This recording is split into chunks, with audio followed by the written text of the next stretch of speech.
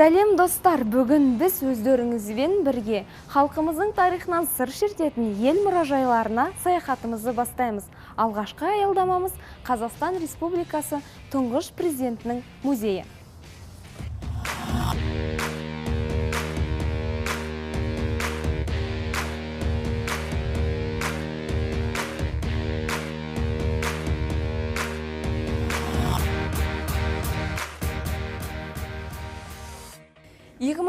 Жылы ашылған тұңғыш президент музейі өзінің алғашқы қонақтарын 2005 жылы қабылдаған болатын.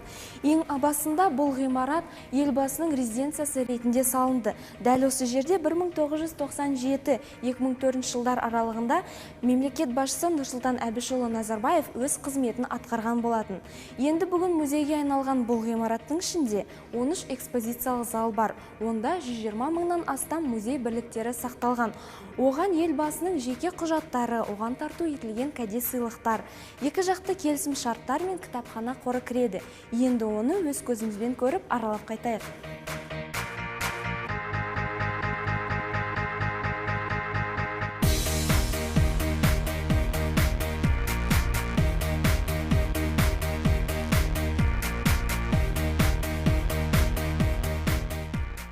Біз қазір музейдің 3-ші қабатында тұрмыз. Мына жерде резиденция уақытында мемлекеттік рәміздердің түпнұсқасы сақталған болатын. Олар 1997 жылдың 8 қарашасы күні ұлы көштің бастамасы есебінде Алматыдан осы жерге көшіріліп әкелінген. Резиденция уақытында мемлекеттік рәміздердің түпнұсқаларын екі жағынан президенттің құрмет қарауылы тәулік бойы күзетіп тұрған.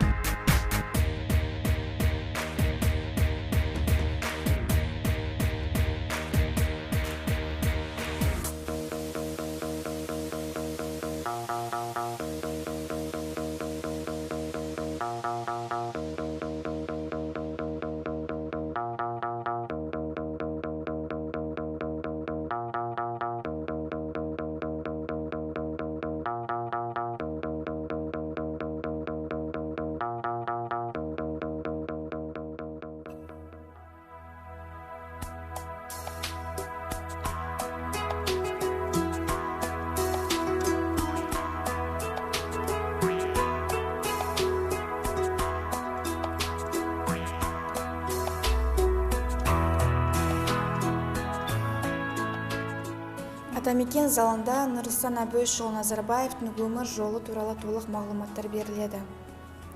Елбасының шежіресі көрсетіліп, аты аңызға айналған бабалар туралы деректер айтылады. Ал мына сөреде Нұрсұлтан Әбішұлы Назарбаевтың 7-ші сынып бітіргеннен кейінгі оқу үлгерім табелі қойылған. Жоғарыда тұрған аттестатталу барысындағы тіркеу журналы елбасымыз 16-шы болып тұр. Байқап тұрғанымыздай барлығы 5, тек қана бір ғана 4 болған орыс әдебиетінен. Сондықтан да елбасымыз 1958 жылы Абай атындағы Қазақ орта мектебін үздік күміс белгімен бітірген. Алтын белгіні алуға бір ғана 4 кедергі болған. Елбасының 10-шы сынып бітіргеннен кейінгі виньеткасы, ұстаздарымен, сыныптастарымен түскен фотосуреттері көрсетілген.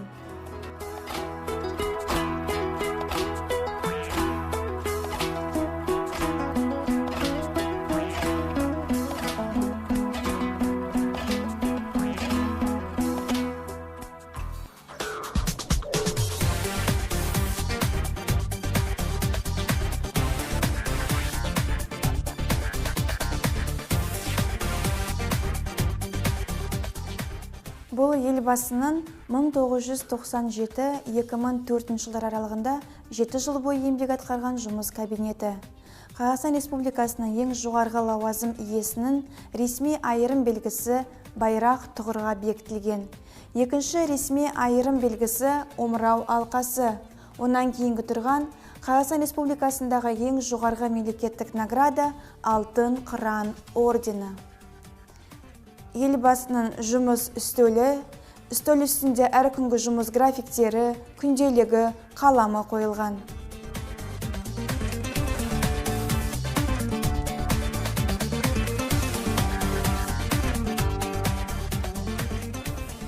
Елбасының жұмыс кабинетінің мына аймағы қандай мақсатта қолданылған? Дәл осы жерде елбасымен кездесуге келген азаматтар отырған, шетелдің президенттері отырған болатын.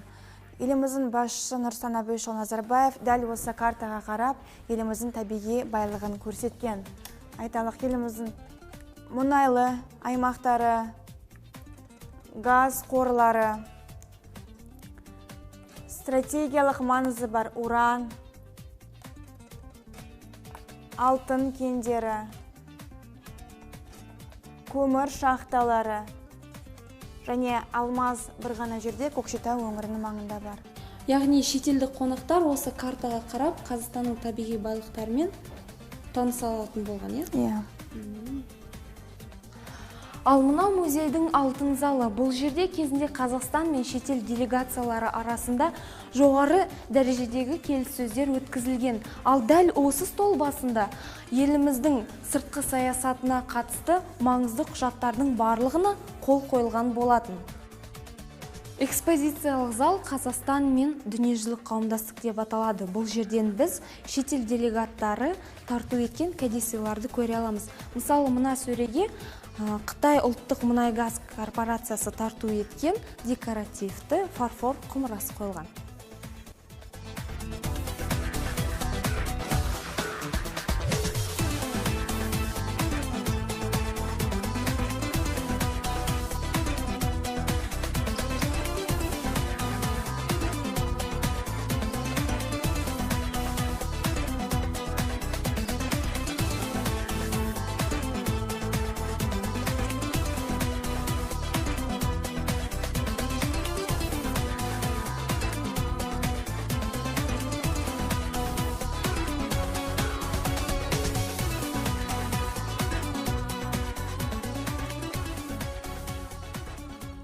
Ал Гүлжан, қазір біз қандай залға келіп тұрмыз? Бұл елбасының қатысуымен өтілген қауіпсіздік кеңесінің залы. Еліміздің қауіпсіздігіне қатысты құжаттардың барлығына осы төлдің басында қол қойған. Ал қазіргі уақытта бұл залда елбасынан тарту етілген суық және атқыш қарулар қойылған. Ал осы залдағы ең ерекше жәдігер деп қайсыны атап өте аласыз? Бұл әрине атаңызға айналған атақты Абылай ханның қылышы, түпнұсқа. Жақындап көрейік. Әрине. 1758 жылы Абылай ханға Ресей патшайымы тарту еткен. Қылыштың оң жақ бөлігінде Қазақ хандығының Ресей патшалығының бодандығын мойындағаны үшін деген жазу көне кириллица әріптерімен жазылған. Қылыштың сол жағында дәл осы жазу көне шағатай әріптерімен жазылған. Аңызға сүйенсек, мен Қытайға да, Ресейге де бодан емеспін деп ашуланып қылышты қақ екіге бөлген. Бұл қылыштың бір сынығы, екіншісі осы күнге дейін табылмаған. Қылышты Абылай ханның тікелей ұрпақтары елбасына сыйға тартқан, ал елбасымыз халық көрсін деп біздің музей қорына тарту етті. Қазіргі уақытта біздің музейіміздің ең құнды жәдігері болып табылады.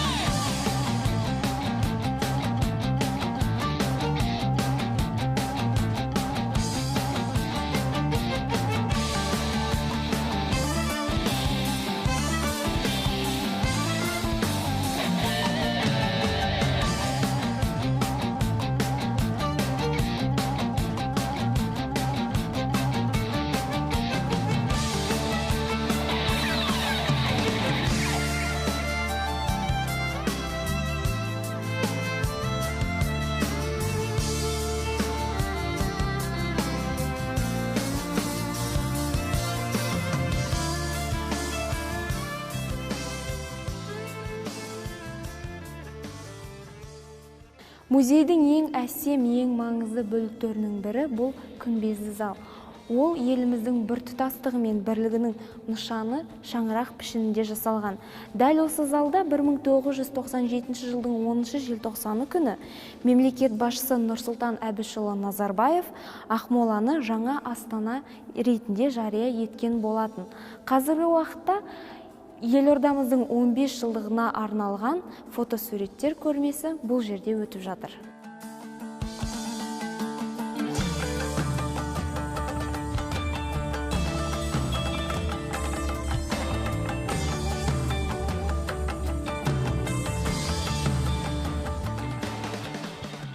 Осымен достар, тұңғыш президент музейіндегі біздің шағын саяхатымыз өз мәресіне де келіп жетті. Алдағы уақытта да сіздерге еліміздің мұражайлары жайлы толыққанды ақпарат жеткізуге тырысатын боламыз. Бізбен бірге Ел Кз әлеуметтік желісінде әрдайым болыңыздар. Өз ойларыңызбен бөлісіп, пікір жазып қалдыруды да ұмытпаңыздар. Сау болыңыздар!